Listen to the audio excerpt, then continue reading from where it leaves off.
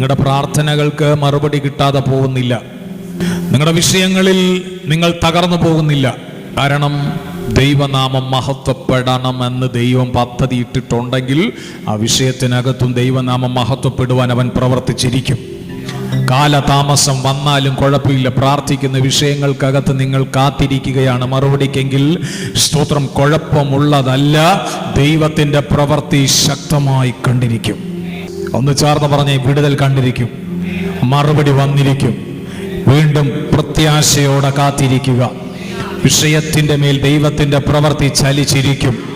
Hallelujah. വൈദ്യശാസ്ത്രം no എന്ന് പറഞ്ഞാലും കൊള്ളാം, സാഹചര്യം നോ എന്ന് പറഞ്ഞാലും കൊള്ളാം.